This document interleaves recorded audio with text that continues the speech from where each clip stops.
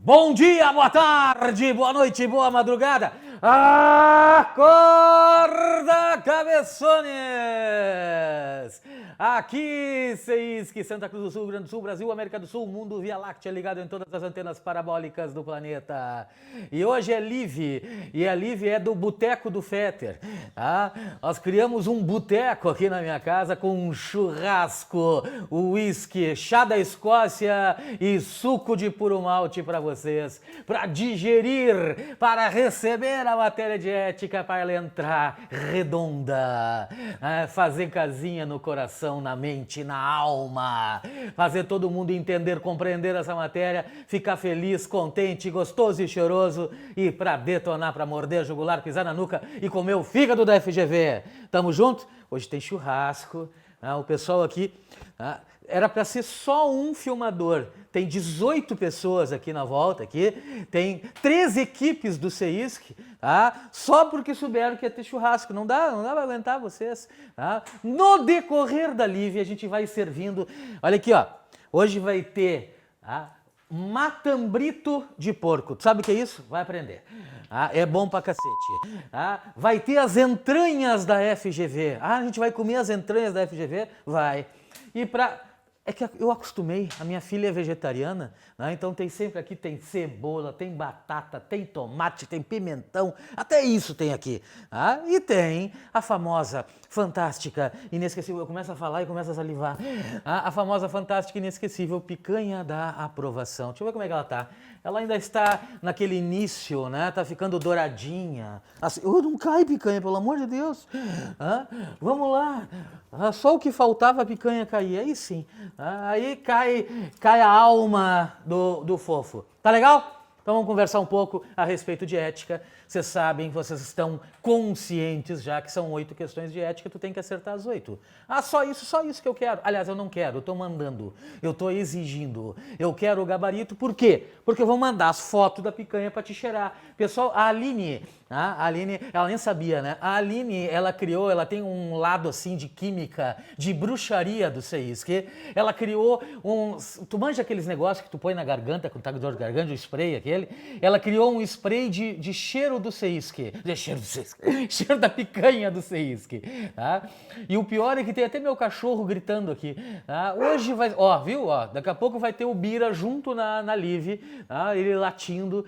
E eu acho que ele late quando a gente falar alguma coisa que vai cair na prova. Eu sinto isso. Tá perto de mim. Ogum tá... Você sabe que o Bira tem uma ligação muito íntima e pessoal com Ogum. Então pode ser que... Se ele latir na hora de um dos temas, olha, é isso. Tá? Vamos lá!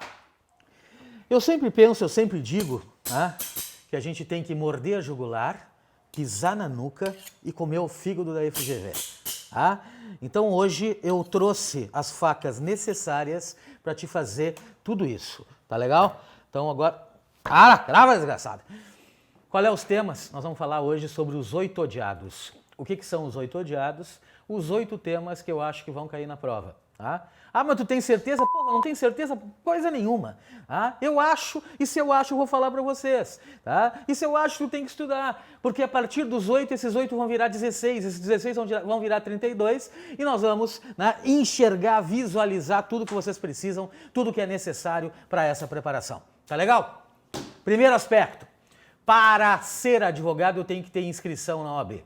E para ter inscrição na OAB, eu tenho que respeitar, eu tenho que obedecer os requisitos do artigo 8º do Estatuto, tá? Então, isto é essencial, leitura obrigatória, artigo 8º do Estatuto, porque ali estão os requisitos. Quer dizer, quando eu vou lá dizer assim, dona OAB, eu quero ser advogado. Quais são os documentos, quais são as informações que eu tenho que dar para a dona OAB?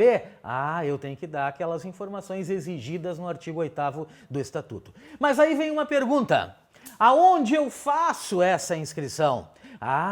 Essa inscrição é feita perante a seccional, a OAB estadual, o Conselho Seccional da OAB. Aí tu lembra, aí a gente segura a inscrição aqui e lembra da estrutura de cargos de gestão.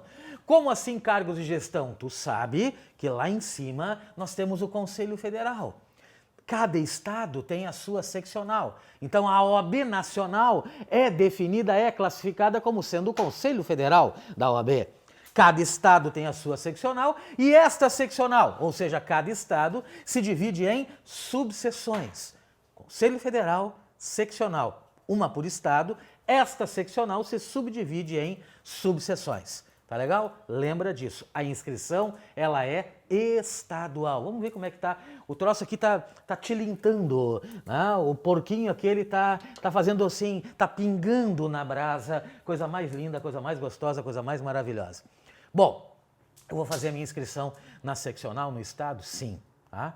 Aí a inscrição ela recebe um nome, ela recebe uma nomenclatura. Qual é a nomenclatura? É a inscrição principal. Então eu vou fazer a minha inscrição principal perante o estado ou no estado aonde eu vou exercer a advocacia. Ah, interessa aonde eu fiz o exame da OAB? Não, não interessa onde eu fiz o exame da OAB. Ah, eu fiz o exame da OAB na Bahia. Eu posso me inscrever no Rio Grande do Sul? Pode. Por quê? Porque o exame é apenas um dos requisitos exigidos no artigo 8º para que eu me torne advogado. E este exame raciocina. Este exame é nacional, ou seja, aquele que faz na Bahia, aquele que faz no Rio Grande do Sul, aquele que faz em São Paulo, aquele que faz no Paraná, ele faz o mesmo exame, a mesma prova, as mesmas questões. Não é um exame regionalizado. Por favor, por gentileza, te liga nessas circunstâncias, nessas situações. Então, eu vou fazer a minha inscrição principal, e principal por quê? Porque eu faço naquele estado, naquela seccional. Então, pega teu papel higiênico de dicas, abre papel higiênico de dicas, neve, aquele papel higiênico. Agora no inverno aqui a gente vai trocar o papel higiênico, né? Porque passar neve na bunda é brabo, gela. Então, mas um papel higiênico, aquele que não arranha, tá? E pega e bota lá, a inscrição principal, ela é feita no conselho seccional, aonde eu vou exercer com habitualidade a advocacia.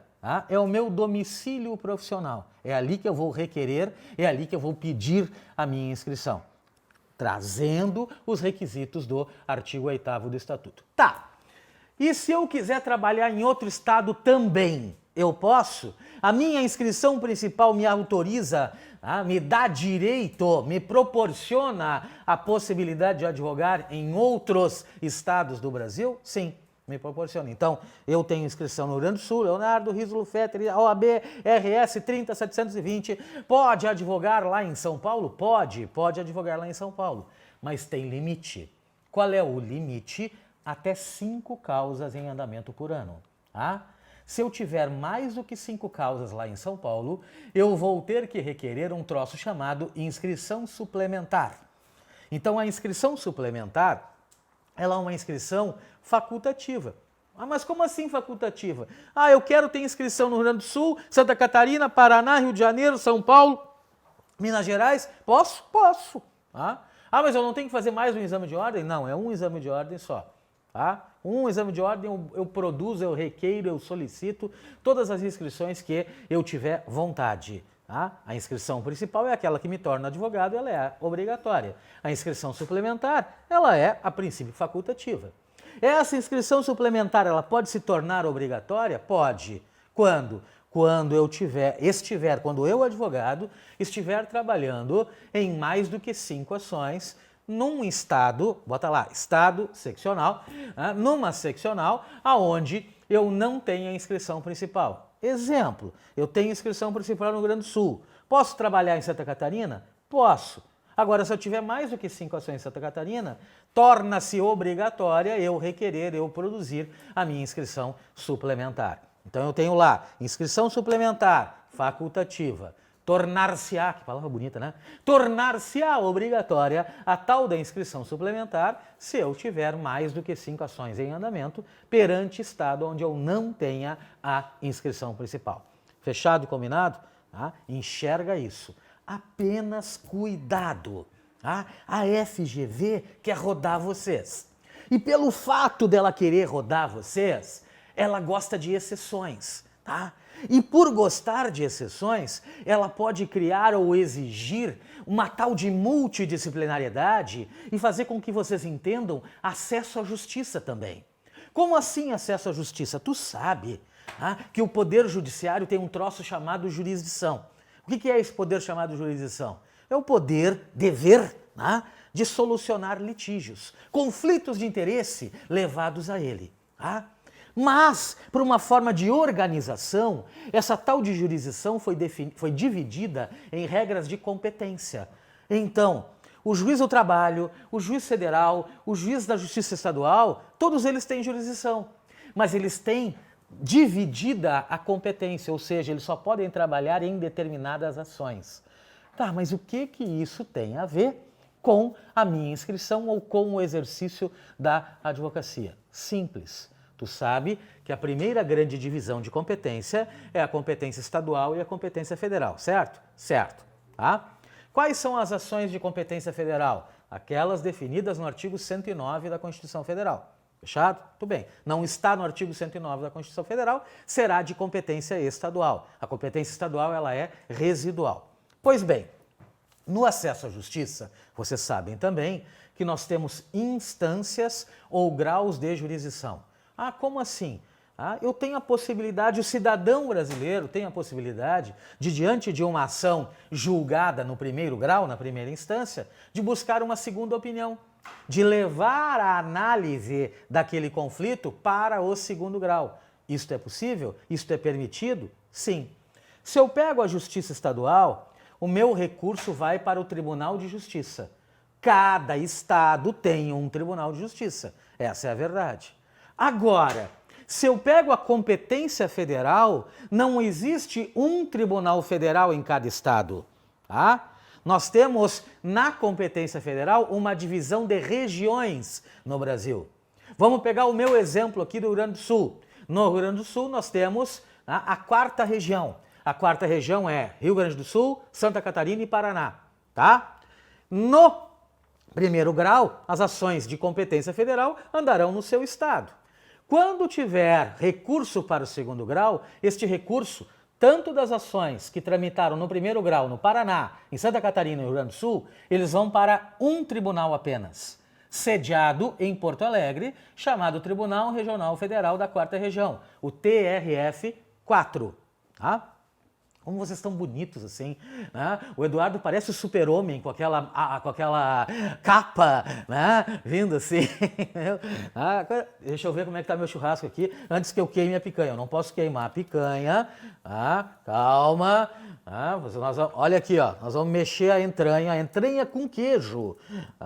Entranha com queijo, tá aparecendo aí a entranha da FGV, a gente está virando aqui, tá? Mas o que tem a ver o TRF com a inscrição? Imaginem que eu tenha inscrição no Paraná. Tenho minha inscrição principal no Paraná. Trabalho em 50 processos na Justiça Federal, lá no primeiro grau no Paraná. Aí eu faço recurso nesses 50 processos lá no Paraná. Para onde vão esses 50 recursos? Eles irão para o TRF4. Aonde está sediado o TRF4? O TRF4 está sediado em Porto Alegre, Rio Grande do Sul. Então eu vou ter 50 recursos em andamento, oriundos do Paraná, andando aqui no TRF4. Eu terei que fazer inscrição suplementar no Rio Grande do Sul? Não, não terei. Porque seria um absurdo, seria uma sacanagem com esse advogado, já que nós estamos dentro de uma mesma região. Então, se eu tenho inscrição dentro daquela região, e o Tribunal Regional Federal em outro estado, eu não sou obrigado, mesmo que eu tenha centenas de recursos em andamento, eu não sou obrigado a produzir, a requerer uma inscrição suplementar. Agora, diferentemente seria se eu tivesse inscrição em uma outra região, tá? Outra circunstância, outra exceção importante e relevante. Caso essa ação, esse processo, qualquer processo, vá para os tribunais superiores em Brasília, STF, STJ, mas podemos pensar em TSE, em TST, os tribunais superiores em Brasília, terceiro grau, tá?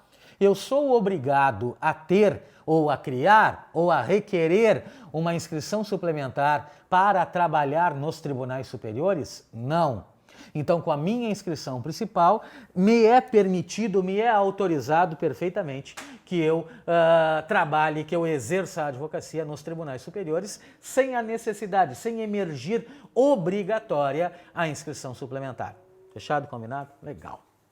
Volta para os requisitos do artigo 8º. Os requisitos do artigo 8º exigem, né, a aprovação do exame da ordem, capacidade, que eu seja bacharel em direito. Né? Mas aí surgem dois requisitos ali inseridos naquele artigo 8º que podem gerar algum tipo de problema. Qual tipo de problema? Né? A incompatibilidade.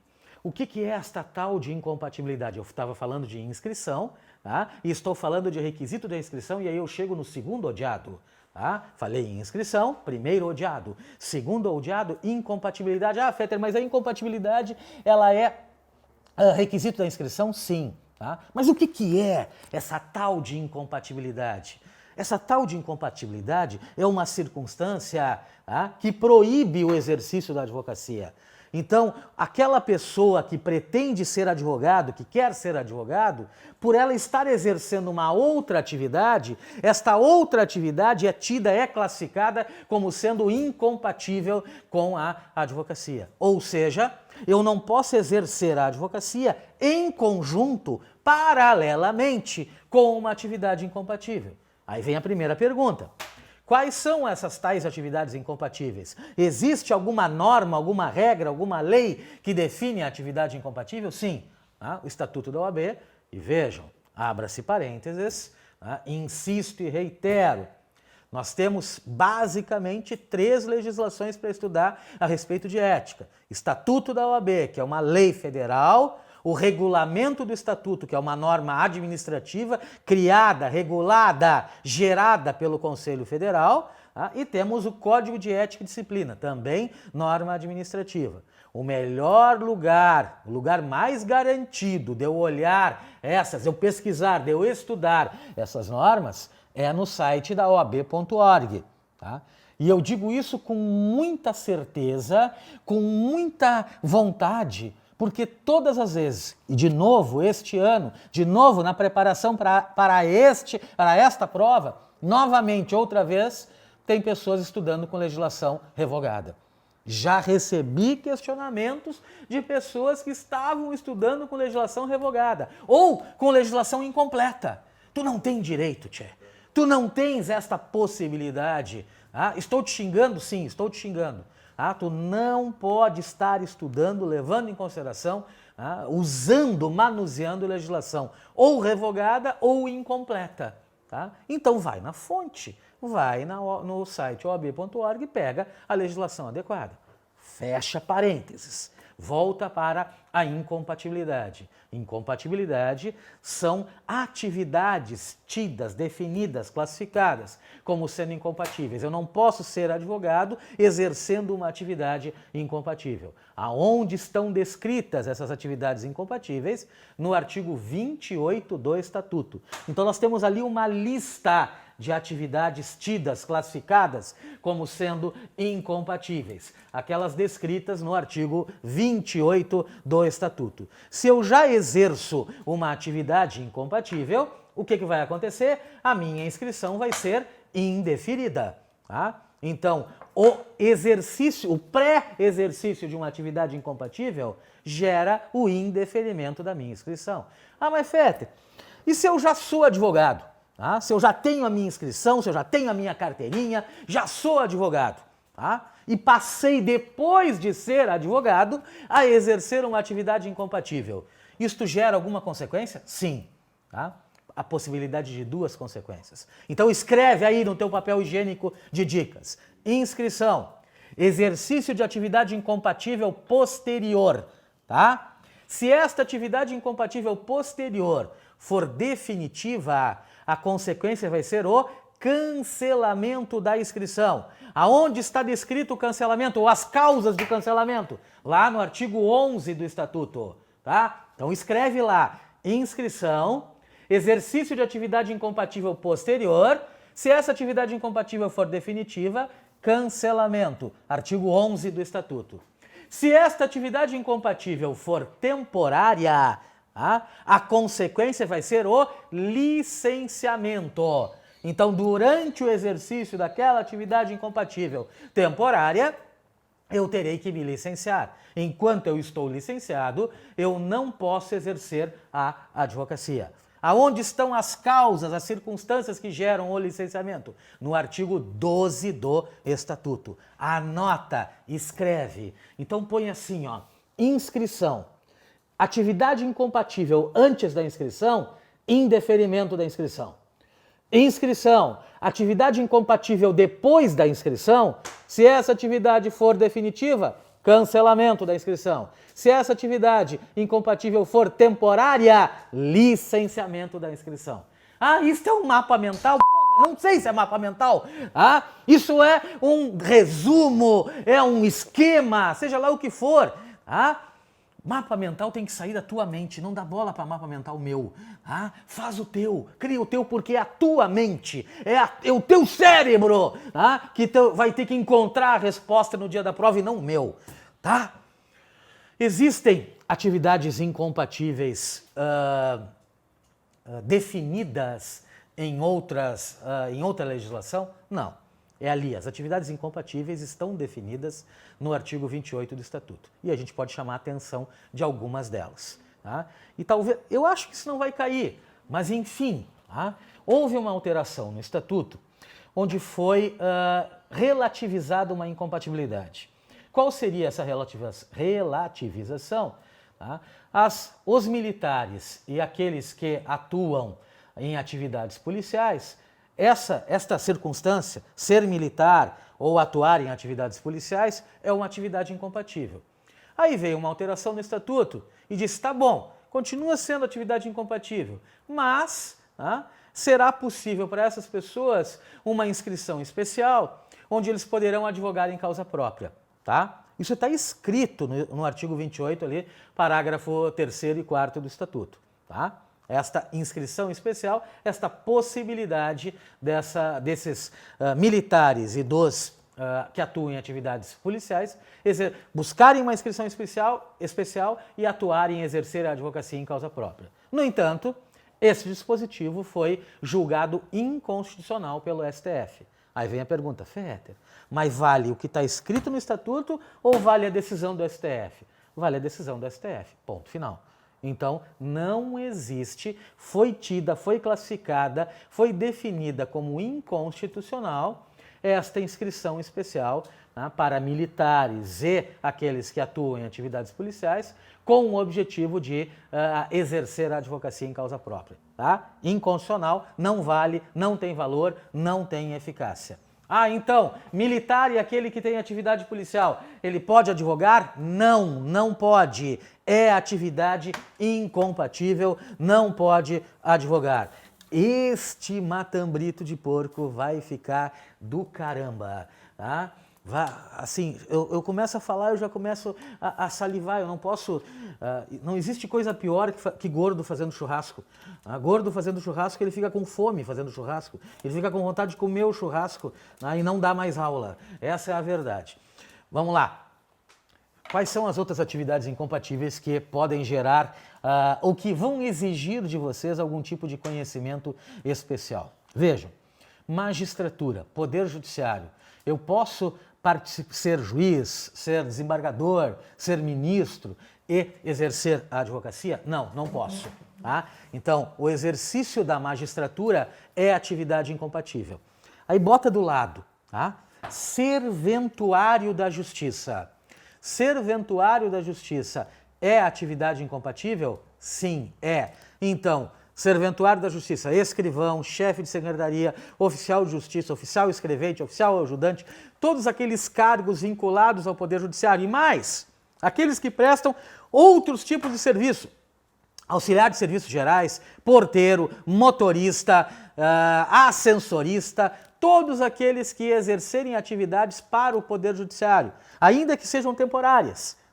São classificados, são definidos como serventuários. E sendo serventuário, este fato, esta circunstância de ser serventuário gera incompatibilidade, gera a proibição do ou para o exercício da advocacia. E aí eu vou estender isso para os cartórios extrajudiciais. O que são os cartórios extrajudiciais? Tabelionato, cartório de títulos e documentos, cartório de protestos, cartório de registro de imóveis, cartório de registro civil.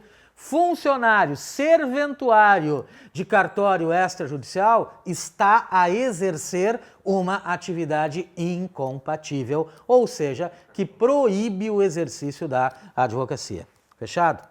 Bom, eu estava chamando a atenção da magistratura, e ao chamar a atenção da magistratura, surgem algumas outras circunstâncias. Quais? Por exemplo, o famoso fantástico juiz leigo. Como assim o juiz leigo? Aquele que trabalha junto ao JEC, Juizado Especial, tá? O juiz leigo pode advogar? Sim, o juiz leigo pode advogar. O juiz leigo não é oriundo da magistratura, tá? Se ele for advogado e juiz leigo, ou melhor, ele pode ser advogado e juiz leigo? Sim, ele pode ser advogado e juiz leigo. Ele vai ter, olha só, olha nos meus olhinhos, ele vai ter um impedimento. Ah, Fetter, mas tu estava falando em incompatibilidade. Agora tu está falando em impedimento? Sim. Tá? Incompatibilidade é proibição do ou para o exercício da advocacia. Impedimento é uma limitação para ou do exercício da advocacia. Eu posso ser advogado, mas com limitações. Existem algumas ações onde eu não vou poder advogar diante do impedimento, tá? Impedimento não gera, por exemplo, o indeferimento da inscrição. Eu vou ter a minha inscrição deferida e vai constar na minha inscrição aquele impedimento, ou seja, aquela limitação do ou para o exercício da advocacia. O juiz, então, que trabalha como juiz leigo, ou o advogado, melhor dizendo, que trabalha como juiz leigo no juizado especial, ele tem incompatibilidade? Não, ele tem impedimento. Ou seja, ele pode ser advogado, ele pode exercer a advocacia e atuar como juiz leigo. Ele não vai poder exercer a advocacia naquele juizado especial onde ele atua como juiz leigo. Simples assim, objetivo assim. Tá? Então, o impedimento do juiz leigo é no sentido de exercer a advocacia naquele juizado aonde ele atua como juiz leigo. Mas ele vai poder advogar em outro juizado? Vai, sem problema nenhum. Em outra comarca? Vai, sem problema nenhum. Tá? Aí surge também os mediadores e conciliadores, aqueles que atuam no Sejusc. Tá? Esses caras podem advogar? Podem. Eu posso ser advogado, mediador ou conciliador do Sejusc? Posso ser. Eu tenho o quê? Um impedimento. Qual? Eu não posso exercer a advocacia no Sejusc, aonde eu sou mediador ou conciliador. Pronto. Simples assim. Objetivo assim. Ah, mas eu não sou juiz leigo lá no JEC. Eu sou conciliador do JEC. Posso advogar? Pode também. Só não vai poder advogar no juizado especial, aonde tu és o conciliador. Pronto. Né? São questões de raciocínio lógico, de bom senso, que vocês têm que pensar, raciocinar, entender e compreender. E esses mediadores e conciliadores do JEC, ou do JEC nada, do Sejusc, ainda tem uma outra circunstância muito interessante. Eles têm um impedimento temporal. Como assim impedimento temporal? O artigo 172 do CPC, ele fala de que se eu atuei como mediador ou conciliador dentro do Sejusc, para aquelas pessoas que eu mediei ou conciliei, que eu participei da sessão de mediação ou conciliação, eu não poderei advogar pelo prazo de 1 ano. Então há um impedimento temporal. Então terminou a sessão de mediação ou conciliação. Aquele cara gostou muito da minha atuação como mediador. Agora ele quer me contratar como advogado. Pode, depois de 1 ano, sim. Então existe uma espécie de quarentena, o que eu costumo chamar de impedimento temporal. Durante aquele prazo de 1 ano, encerrada a sessão de mediação ou de conciliação, ele não poderá exercer a advocacia para aquela pessoa. Impedimento e não incompatibilidade. E aí surge um troço lindo, maravilhoso. Daqui a pouco vai queimar minha picanha. Não pode. Vem pra cá. Vem pra cá, vamos sentir o calorzinho aqui só. Tá? Aí a gente faz assim, mexe na brasa. Vocês não estão vendo a brasa aí, azar é de vocês. A brasa tá linda, tá maravilhosa, tá quente. Tá? Ela está... ela tá abraçando. Ah, tu veio aqui, ô desgraçado. Que susto, tchê. Ah, então vem cá olhar a brasa, então. Olha só. Brasa vermelha. Ah, vermelha como a minha alma. Ah, aqui, ó, vou botar o dedão aqui. Isso aqui é a entranha com queijo. É a entranha da FGV que eu tirei lá de dentro da FGV, enrolei com queijo e vou servir para vocês. Isso aqui é o nosso matambrito de porco. Lá dentro daquele papel laminado existem batatas com manteiga. Ah, ali tem cebolas, tem tomate, tem pimentão. Se eu não queimei o pimentão ainda, nós temos... Ainda não queimei. Vamos virar ele aqui. Esse aqui já está passado. Tá? O tomate eu não queimei ainda também? Não, o tomate eu ainda não queimei. E a picanha... Lemão, vem cá. Olha o dourado. Tá? Isso aqui é aquele amarelo dourado, tá? que chega assim... A saliva, as papilas gustativas, elas se mexem lá dentro. Né? Vamos botar ele assim, vai sentir o calorzinho ali. Tá? Depois desse momento gastronômico, a gente volta para a questão da incompatibilidade. Eu queria falar sobre um cara fantástico chamado juiz eleitoral. Tá? Porque vocês adoram rede social. Eu estou olhando aqui, né, o meu chá da Escócia, né, e ele fica assim, né, fazendo assim, me puxando para ele, né, e eu fico, sai, vá de retro, né, chá da Escócia. Né, para pegar ele assim, para mostrar, vamos botar ele aqui, mas eu não vou conseguir dar aula, Eduardo. Como é que eu vou falar vendo o chá da Escócia aqui? Eu vou fazer só assim, agora, nossa, fantástico. Aí depois nós vamos tomar o chá da Escócia aqui assim, pronto, né, num copinho do chá da Escócia. O juiz eleitoral é aquele juiz que tem competência eleitoral. Legal, lindo, maravilhoso, fantástico. No primeiro grau, quem é que atua, quem é que tem a jurisdição eleitoral? O juiz de direito. E esse cara pode advogar? Não, não pode. Mas eu vi no Instagram, recebi um WhatsApp dizendo que o juiz eleitoral pode advogar? Não, estás enganado, não é assim que funciona. Membro do Poder Judiciário não pode advogar. Então, se eu fiz concurso, sou juiz, não posso advogar. Mas é juiz eleitoral. Não pode advogar. Mas que história é essa que existem juízes eleitorais que podem advogar? Cara, entende Constituição e entende direito processual, cacete. O que nós temos que enxergar? A composição dos tribunais eleitorais. Quais são os tribunais eleitorais? Os TREs, Tribunais Regionais Eleitorais, cada estado tem o seu, e o TSE, Tribunal Superior Eleitoral. Esses dois tribunais, eles são compostos por juízes de carreira e por advogados nomeados para um mandato. Então, durante um determinado período, aquele advogado vai atuar como julgador naquele tribunal eleitoral. Esta condição desse advogado de trabalhar como julgador, né, no TRE ou no TSE, gera para ele incompatibilidade? Não gera. Ele pode advogar, ele tem um impedimento. Qual é o impedimento? Ele não pode exercer a advocacia na Justiça Eleitoral. Pronto, simples assim. Mas tu diz que tudo é simples. Estou dizendo, digo, repito e reitero, tudo é simples. Basta tu querer, basta tu abrir, abrir a tua mente, a tua alma para esse conhecimento.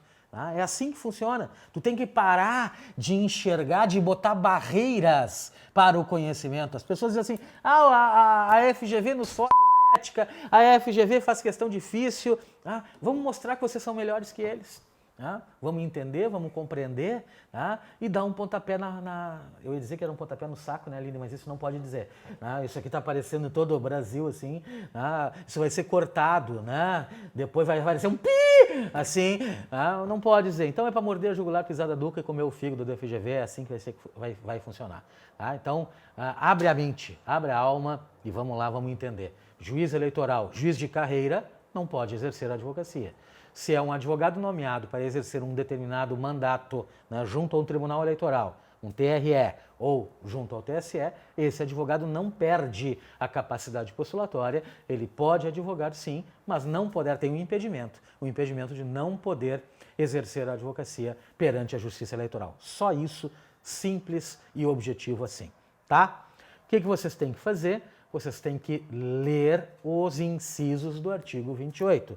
Aquelas circunstâncias que geram, que ocasionam a incompatibilidade. Ou seja, quais são as atividades que geram, que ocasionam, que fazem com que a pessoa não possa, de forma concomitante, advogar e atuar naquela profissão, naquela condição. Aí surge uma relação muito interessante de incompatibilidade e impedimento. Ou seja, uma circunstância onde, diante da mesma função, esta mesma função pode gerar proibição para o exercício da advocacia ou limitação para o exercício da advocacia. Quais seriam essas condições, essas circunstâncias? Eu vou virar o tomate aqui, tá? Antes que ele, pra gente... A Aline tem jeito de ser vegetariana, né, de não gostar de carne, então nós vamos servir um tomate depois para ela, ela riu de mim ali agora, né? Esses outros 18 pessoas que estão aqui, né, são tudo carnívoro, né? Eu vou mexer na cebola aqui, queima tudo. Quais são essas atividades ou essa relação de incompatibilidade e impedimento que tu tem que te lembrar? Tá? Funcionário público. Funcionário público pode advogar? Pode, mas existem circunstâncias para este funcionário público que vão gerar a incompatibilidade. Quais seriam, então? Funcionário, escreve aí, pô.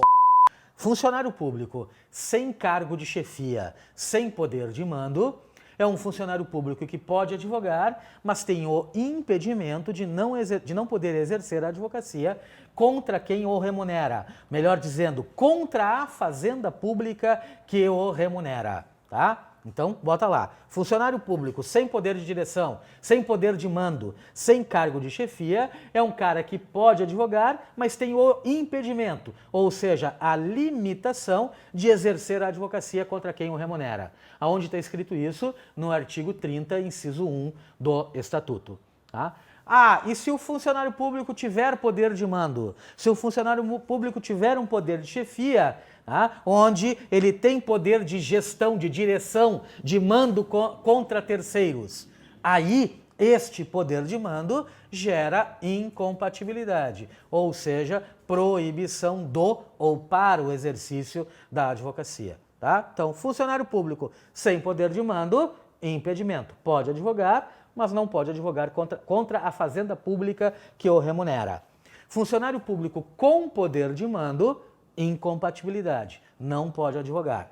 Este poder de mando, ele pode ser temporário ou definitivo. Então, tu pode escrever lá, funcionário público com poder de mando temporário, licenciamento, artigo 12 do Estatuto. Funcionário público com poder de mando definitivo, cancelamento da inscrição. Fechado e combinado? Muito bem.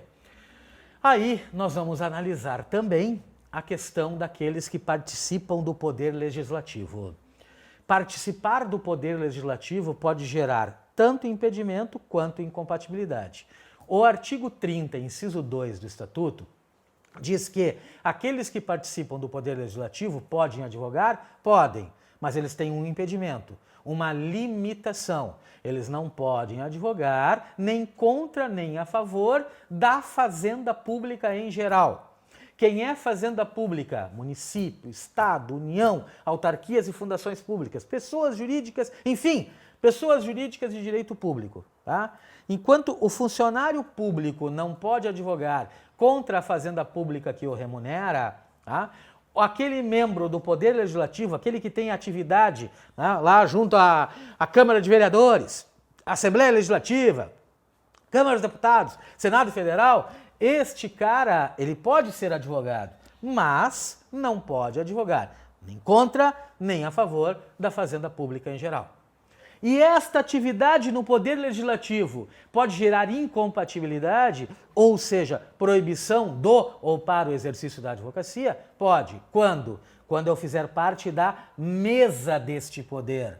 Tá? Então, fazer parte da mesa do Legislativo Municipal, da Câmara de Vereadores, fazer parte da mesa da Assembleia Legislativa do Estado, fazer parte da mesa do Congresso Nacional, o fato de fazer parte da mesa gera incompatibilidade, ou seja, proibição do exercício ou para o exercício da advocacia. Entende isso, visualiza isso, por gentileza, por favor.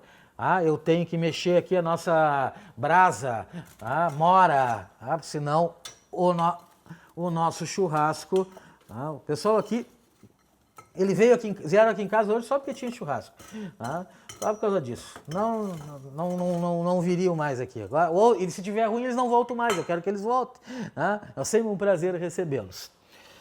Vamos lá, vamos enxergar, vamos visualizar o que a gente viu até agora.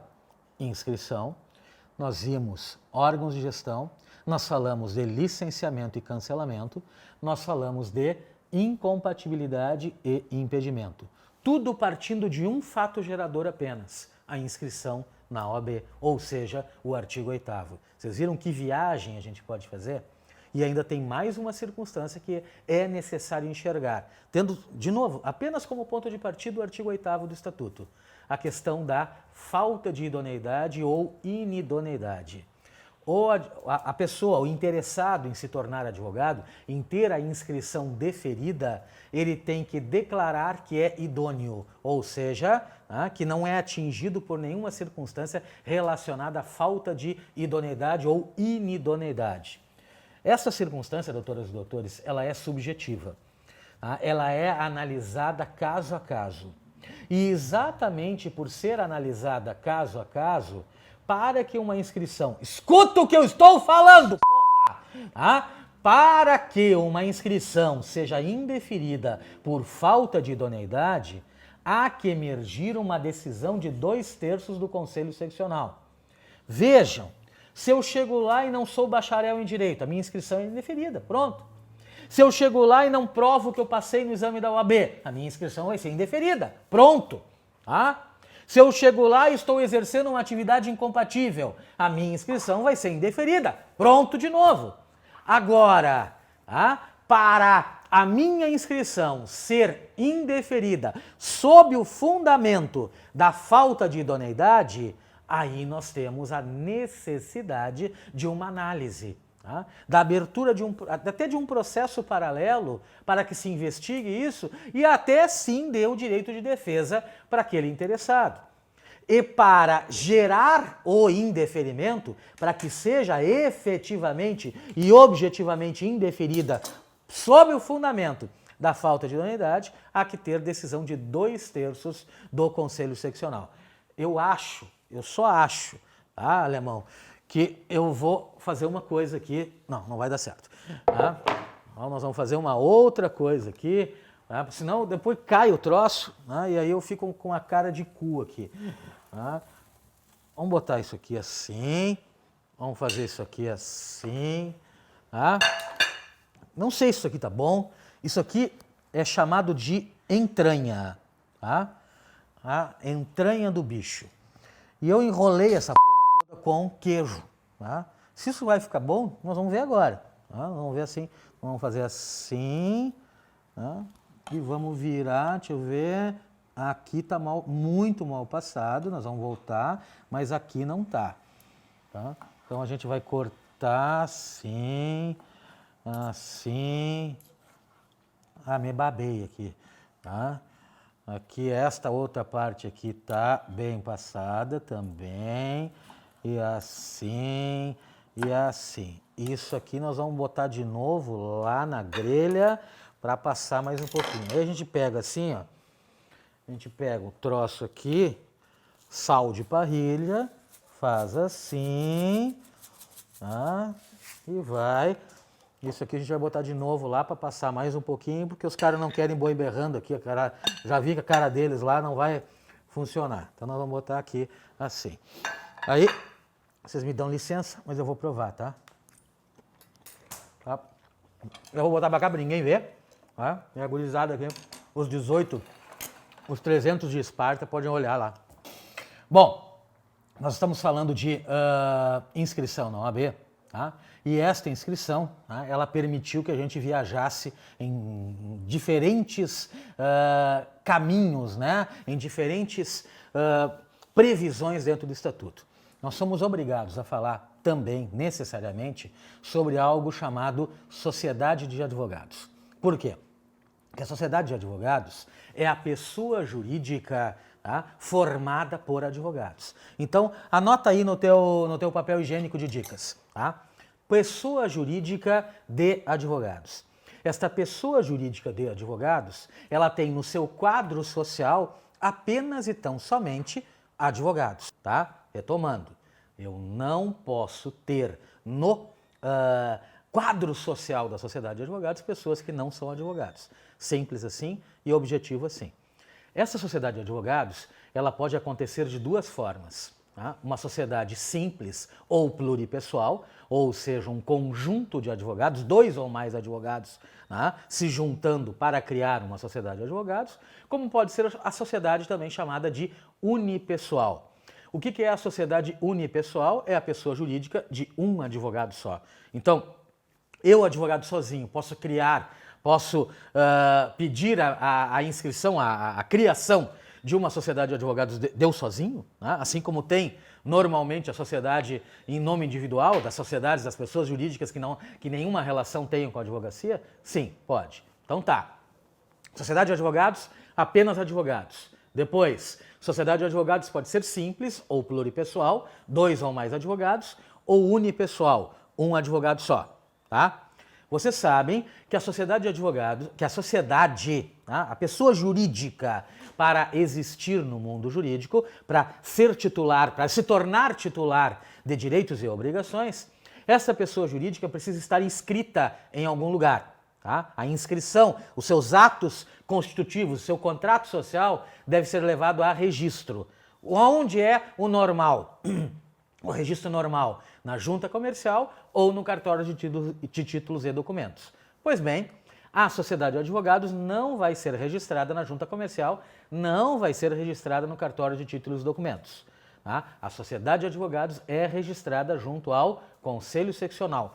Os atos constitutivos, o contrato social dessa sociedade, ele é levado a registro no Conselho Seccional, na seccional, na OAB estadual. Tá? Jamais, repito, jamais na junta comercial ou em qualquer outro local, tipo cartório de títulos e documentos, onde uma sociedade normal, que não seja de advogados, seria registrada. Vejam, eu estou dizendo expressamente que nós temos uma sociedade diferente, onde pessoas que não são advogados não podem estar no seu contrato social, não podem fazer parte dessa sociedade, e estou dizendo também que essa sociedade tem um local próprio para registro, tá? Que é o Conselho Seccional. Seus atos constitutivos, seu contrato social é lá. Tem aí, emerge uma outra circunstância. Qual seria?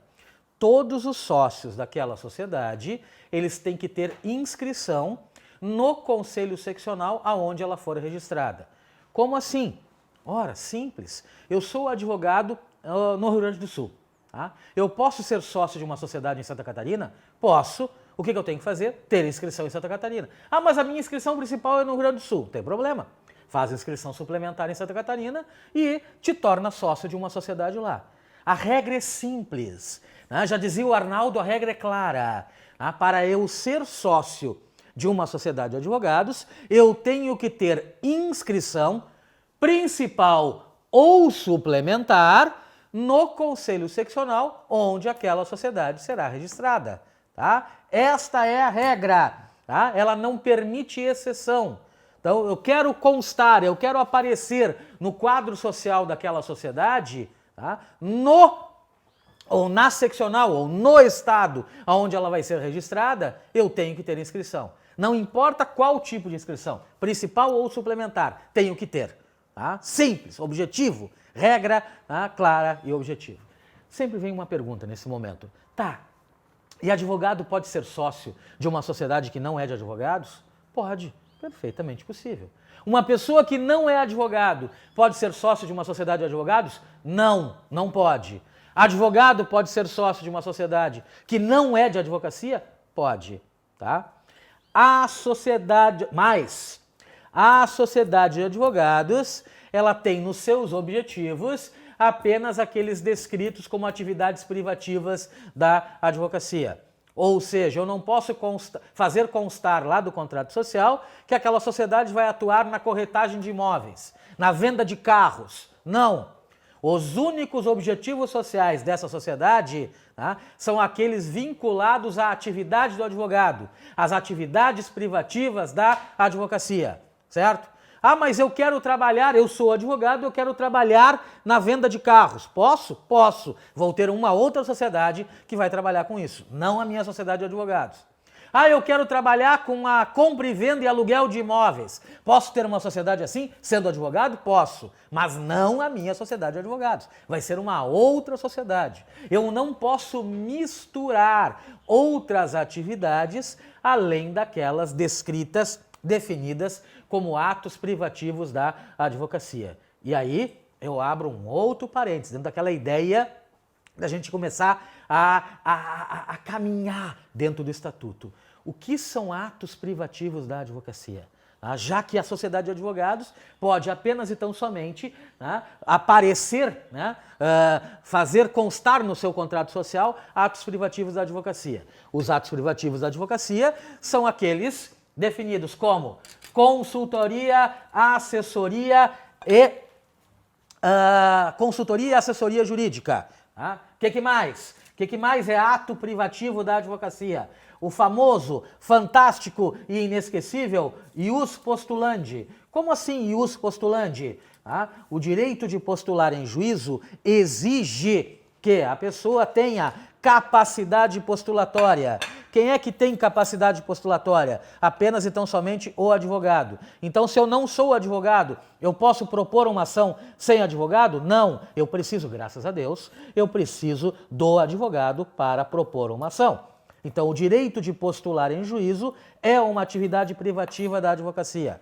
Consultoria e assessoria jurídica, a atividade privativa da advocacia. Direção e gerência jurídica, atividades privativas da advocacia. Vocês notaram que eu estou falando e existe uma certa salivação na minha boca, né? Nada mais, nada menos do que essa nossa linda e maravilhosa entranha, né? Sendo aqui trazida com esse queijinho mussarela, né? Bem derretidinho assim, onde a gente faz assim. Eu me sinto assim, vocês têm que olhar isso aqui como se estivessem cortando as entranhas da FGV. É assim que vocês devem enxergar. Ah, mas vocês queriam estar aqui? Ah, que pena. Não, vocês não estão. Eu vou ser obrigado a comer isso aqui sozinho. Eu juro para vocês que eu vou pensar em vocês enquanto como essas entranhas. Cadê a... Eu joguei fora o... Ah, tá aqui. O sal de parrilha. Agora a gente faz assim. E daqui a pouco eu ainda vou servir o matambrito de porco com limão. Aliás, vamos cortar o limão, vamos botar ele para esquentar um pouquinho lá. Vamos botar o limão na grelha. Para dar uma esquentadinha no limão. E aqui, enquanto isso, eu estou falando de sociedade de advogados, eu sei, mas é que senão o troço enche o saco. Então a gente tem aqui, vamos aqui, ó, tomatinho italiano, braseado. Manja essa? Tomatinho italiano braseado. Que troço de maluco. Quem inventou um troço desse? Tomatinho. Pimentão vermelho. Pimentão verde é muito indigesto. Então o pimentão é o amarelo ou o vermelho. E cebolinhas. Cebolinhas. Então aqui em casa, a minha filha, que é vegetariana, adora legumes na brasa, assim. Então eu faço isso aqui para ela. E aqui nós temos que virar essa picanha, nós temos que virar esse troço aqui, e daqui a pouco sai uma batatinha lá ainda por cima. Para essa cebolinha aqui, nós vamos fazer um outro troço aqui. Vamos fazer um troço bonito, para. A gente pega um outro prato, pega assim, e a gente tira a cebola braseada, assim, ó. Vocês apertam ela aqui, ó, ela sai inteirinha. Aí joga fora o resto aqui. Aí pega a outra aqui, tá? Aperta aqui assim e sai. Pega essa outra, aperta, tira a casca. Ah, por que tinha casca? Que é para proteger a cebola, senão ela queima, ou cabeça de ovo. Tá? Então tem que ter assim. A gente pega essa outra aqui, dá um talhozinho aqui e ela faz assim, upt, é que nem apertar espinha. Tá? Então tu aperta a cebola e ela sai assim. Aí depois tu faz assim na cebola, tá? Corta ela assim. Aí pega azeite de oliva de boa qualidade, de preferência português, faz assim, tá? Depois do azeite de oliva, mete sal de parrilha, faz essa bagunça aqui. Aliás, o mesmo sal vai aqui também, e aqui também vai azeite de oliva, e aqui volta pro pratinho bonitinho que a Veri separou, né, para eu poder fazer essa meleca toda aqui. Pronto, agora temos aqui legumes braseados e entranhas, né, a entranha da FGV.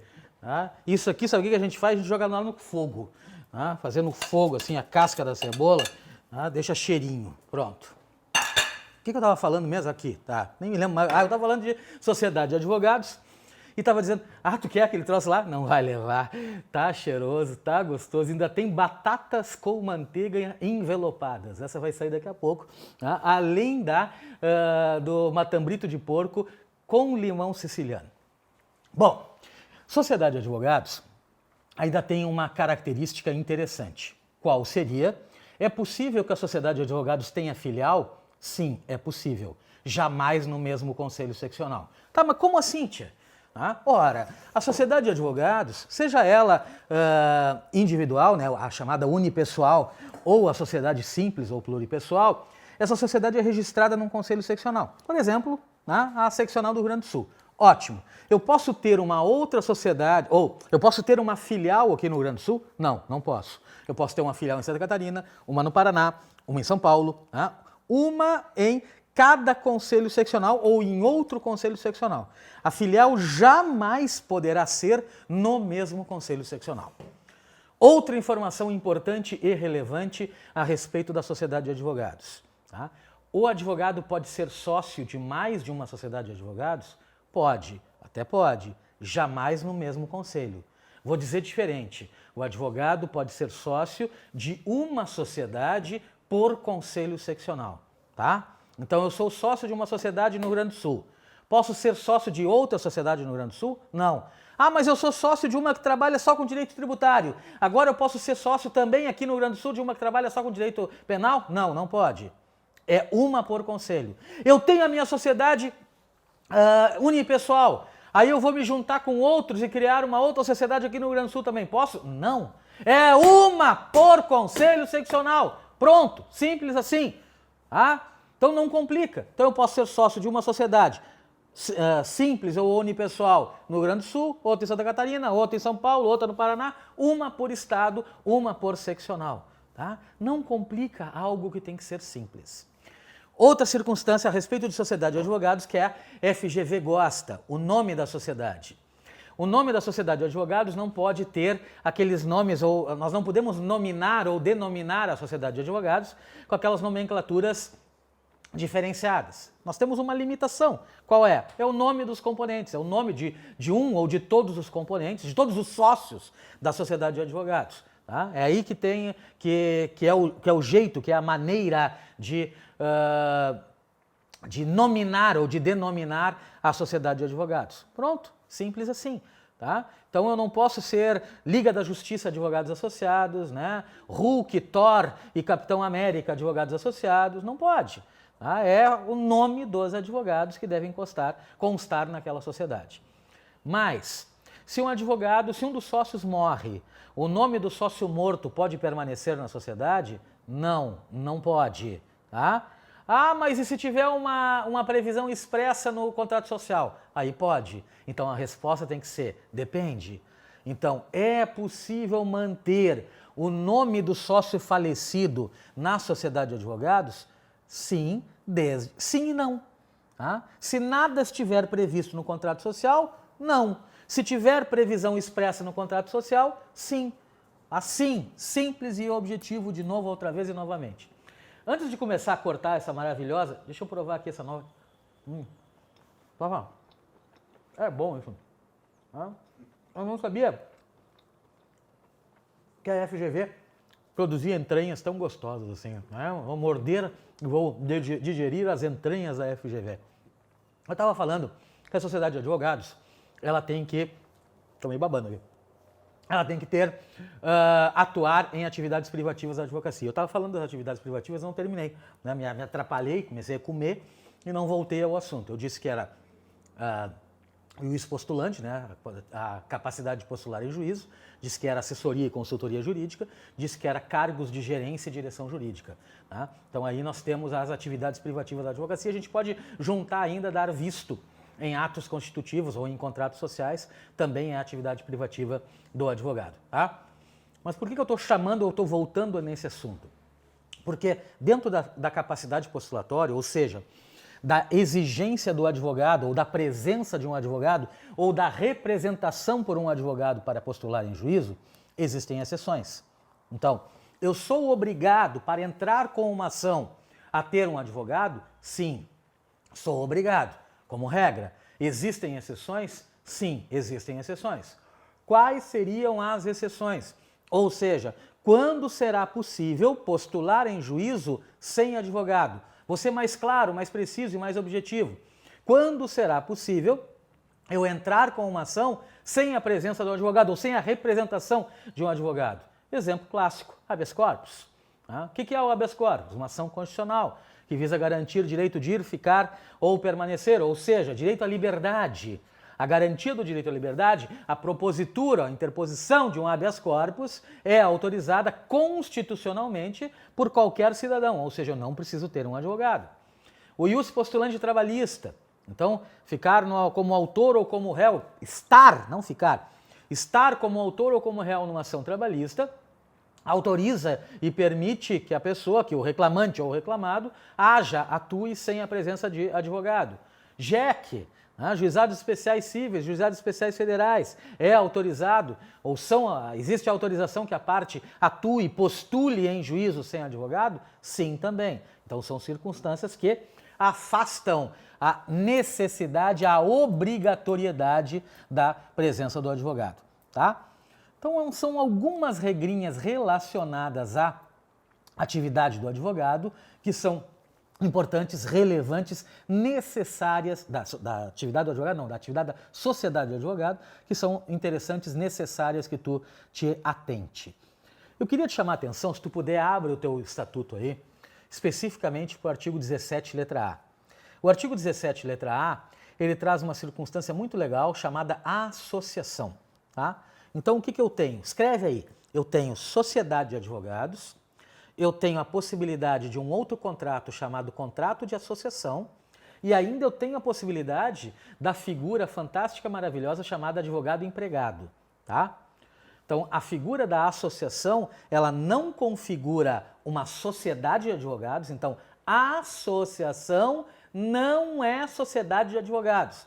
O artigo 17, letra A, não prevê uma sociedade de advogados, prevê uma outra figura jurídica chamada associação, tá? E esta associação também não tem relação nenhuma com a figura do advogado empregado. Então o advogado olha só o que eu vou dizer!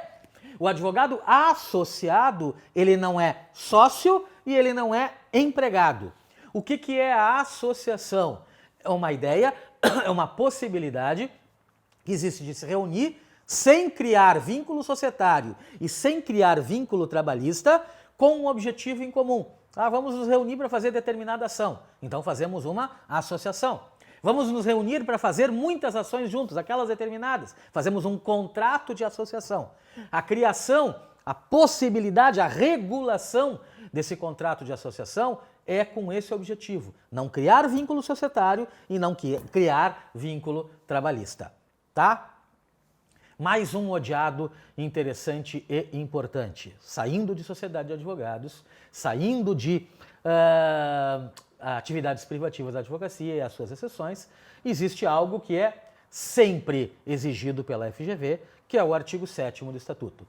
O artigo 7º do Estatuto fala dos direitos e prerrogativas do advogado. Tá? Então nós temos lá uma lista de direitos, nós temos lá uma lista de prerrogativas. Eu quero chamar a atenção de vocês para aquelas descritas no artigo 7º, inciso 2, inciso 3, inciso 4, inciso 5. Por quê? Porque são atividades, ou são garantias, direitos, prerrogativas do advogado que, uma vez desconsideradas, uma vez desobedecidas, elas geram crime. Como assim crime? O artigo 7º, letra B, prevê isso. Ele tipifica o crime de desobediência, de desrespeito à prerrogativa, quando alguém desobedecer alguma dessas 4 prerrogativas definidas, fixadas nos incisos 2, 3, 4 e 5 do artigo 7º. O inciso 2 fala da inviolabilidade do local de trabalho do advogado e dos seus instrumentos de trabalho. Tá? Só que esta inviolabilidade ela foi relativizada. Como assim relativizada? Pode o advogado sofrer uma busca e apreensão, por exemplo, em cima do seu local de trabalho ou nos seus instrumentos de trabalho? Pode, desde que tenha uma ordem judicial, uma decisão judicial pormenorizada dizendo isso e que essa decisão seja cumprida na presença de representante da OAB. Então, se liguem nessa situação, nessa circunstância, tá? Depois, um outro direito, o direito de falar com o seu cliente de forma pessoal e reservada. Ou seja, não é por interposta pessoa, tá? E é separado, quer dizer, não é sob a guarda de alguma outra, de um outro funcionário público, de um outro responsável. Por forma pessoal e reservada, direito do advogado falar com o seu cliente, inclusive sem a necessidade de procuração. Depois, prisão. A prisão se divide em 2 momentos. Tá? O local da prisão e a figura da prisão em flagrante. Como assim local da prisão? E isso tem que ter cuidado por causa de recente decisão do STF, que retirou a prisão, o direito à prisão especial para quem tem diploma, né? Só que tirou isso de uma forma geral. Do advogado não caiu. Não desapareceu esta prerrogativa. Então, o advogado tem direito à prisão especial? Sim. Enquanto não transitada em julgado a sentença penal condenatória, o advogado tem direito à cela especial, à sala de Estado Maior, ou seja, a um local de prisão diferenciado. Sendo que, se não existir esse local adequado, tá, ele tem direito à prisão domiciliar. E a quarta circunstância, a quarta situação, tá? O quarto direito ou prerrogativa que, uma vez desconsiderado, desobedecido, pode gerar crime é a questão da prisão em flagrante do advogado. Como assim prisão em flagrante? Tá? O advogado preso em flagrante no exercício da profissão, ele tem o direito, ele tem a prerrogativa que, quando da lavratura desse flagrante, ele tenha acompanhamento de um representante da OAB.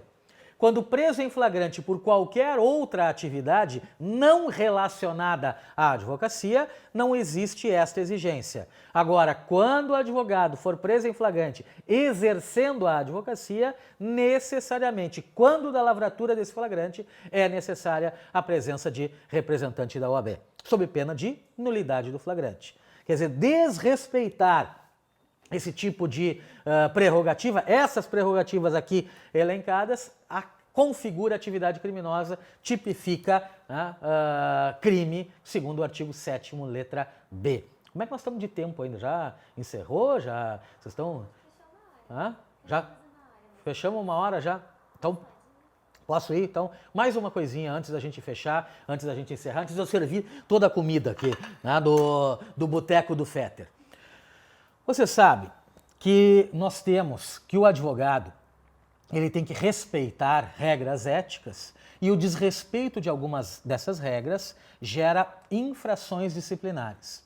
As infrações disciplinares estão descritas no artigo 34 do Estatuto, tá? Então, assim como não há crime sem lei anterior que o defina, também não existe infração disciplinar sem a expressa previsão legal.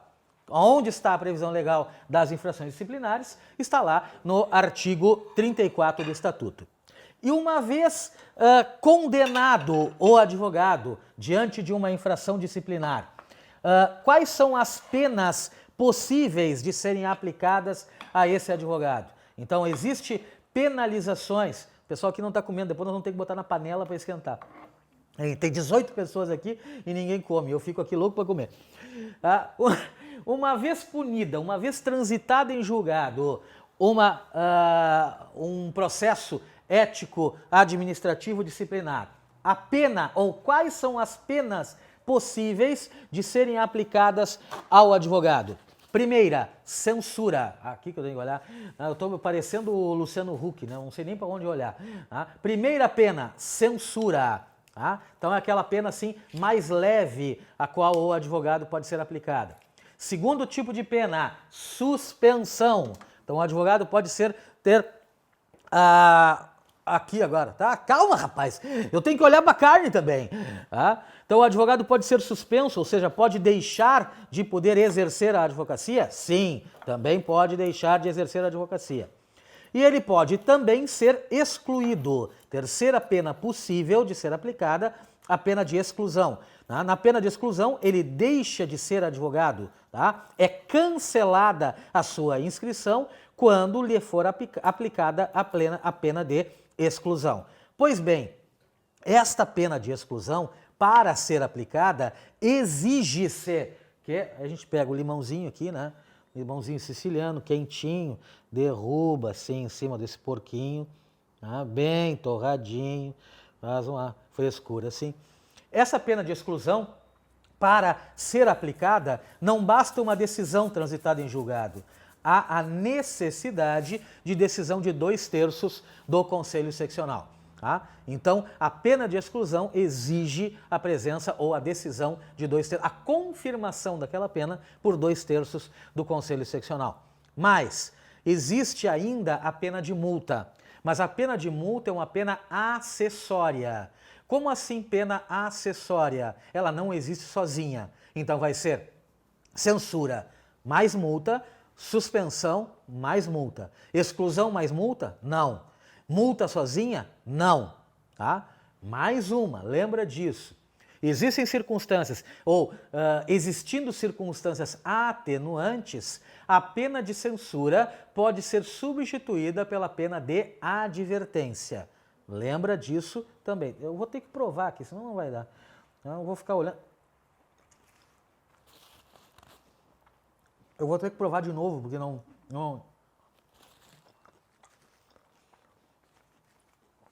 Olha, como é que a Ana Maria Braga faz? Ela se atira embaixo, né? Ela grita, os cachorros gritam. Eu vou provar de novo. Não consegui, porque isso aqui é bom. Puta que pariu. Eduardo, tu ri, eu me babo aqui. Mas enfim. E aonde eu queria chegar por tudo isso? Houve uma alteração recente no Estatuto, onde é definido que o advogado não pode fazer delação premiada contra cliente ou ex-cliente. E se o fizer, a pena que poderá lhe ser aplicada é a pena de exclusão. Então lembra disso. É proibido a delação premiada contra cliente ou ex-cliente. Isso é uma circunstância que tem que ser levada em consideração. Gente boa, gente amada, eu tenho que servir a picanha. Não vou terminar esse troço aqui sem servir a picanha da aprovação, a picanha, eu não sei nem se ela está pronta. Sei lá se essa picanha está pronta. Eu fiquei mais falando do que qualquer outra coisa, eu tenho que servir esta batata aqui também. Vamos mostrar a batata aí para... Vamos ver como é que ficou a batata aqui, do boteco. Uma batatinha, enroladinha. Vamos ver como é que ela ficou. Ai, tá quente isso pra caralho. Nossa senhora. Ficou torradinha, cara. Olha aqui, Eduardo, ficou torradinha. Olha ali, ó. Olha aqui. Vamos dar na boca do Eduardo. Tá quente pra cacete. Pera aí, Eduardo. Vem cá, vem cá. Vem cá, vamos passar o sal. Pega aqui. Olha aqui. Tá quente essa merda. Batatinha na manteiga, tá? Depois tu me diz, que eu vou ver tua cara se tu não vai queimar a língua. Tu sabe que se queimar a língua, tu nunca mais funciona pra nada, né? Te cuida. Tá? Eu vou servir então a picanha aqui. Vamos ver como é que tá a picanha. Vamos ver como é que tá. Azar. O boteco do Fetter. O meu cachorro tá aqui, cara. Tu quer o quê aqui, cara? Ô, Bira. Vamos ver qual é que é aqui. Ô, Lemão, olha aqui.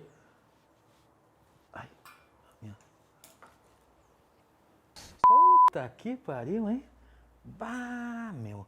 Então, até vamos tirar tudo, assim. Olha só. Que loucura isso aqui, meu. Tá, tu devolve meu garfo, cara. Vou fazer com os dedos aqui. Vou fazer com os dedos. Azar. Aqui. Aqui. Puta vida. Assim. Outra aqui. Tá, olha só. Eu e a Ana Maria Braga, a Globo não sabe o que está perdendo. Mas é que o meu passe é muito caro. Nidal não vende para qualquer um. Não é a Globo que vai me tirar do Seisc, né? Brincadeira. O negócio é o seguinte, acabou a live, tá? O que eu quero falar para vocês agora? Eu vou comer aqui, o pessoal vai comer. E vocês vão continuar estudando. Vocês vão continuar estudando. Fica o convite especial para que vocês vão lá nos ver em Belzonte. Né? O pessoal de Belzonte, por favor, vai lá nos ver na Super Hiper Extra Revisão Turbo, a revisão mais amada, mais querida, mais gostosa e mais cheirosa dessa galáxia. Quem não se inscreveu ainda, vai lá e se inscreve. Mas já está no fim. Vai lá, te inscreve para pegar o material, pronto. Tá? Mas eu tô nervoso, eu tô cagado agora. Respira, cacete. Respira que vai dar certo. Tá? O teu momento é agora. Vamos para cima deles, para morder a jugular, pisar na nuca e comer o fígado da FGV. Tá legal? Me mandaram aqui quem ganhou um sorteio. Tá? Bolsa de Estudos, segunda fase, mais um curso para concurso, tá? Para inscritos na RT. Quer dizer, quem se inscreveu na RT ganhou uma bolsa de estudo segunda fase e um curso para concurso. Com certeza tu vai fazer, quem ganhar, tô aqui com o nome da desgraça já, tá? Vai fazer segunda fase civil, né? Que é lógico, é a mais linda, mais gostosa, mais charmosa segunda fase do CEIS, que é a fase civil, processo civil. E quem ganhou foi ela, Nayara Carvalho Loureiro, ganhou uma bolsa de estudo segunda fase e um curso para concursos. E a Nayara, olha para mim, Nayara, deve mandar um e-mail para promocão@ceisc com o assunto "Sou o vencedor do sorteio da revisão Turbo", informando o nome completo, CPF, e-mail, endereço e o prêmio. Nayara Carvalho Loureiro, a grande, a maravilhosa, a linda e cheirosa vencedora deste concurso, ou deste sorteio do dia da live do Boteco do Fetter. Tá legal? Vamos à luta! Vamos lá para morder jugular, pisar na nuca e comer o fígado da FGV. Vocês vão comer o fígado da FGV e nós vamos comer carne com batata e legumes braseados. Tá legal? Te comporta, não faz nada que eu não faria. Quando dormir, sonha comigo. Um opa do fofo. E para não perder o costume é... Show! Vai, FGV! Tchau!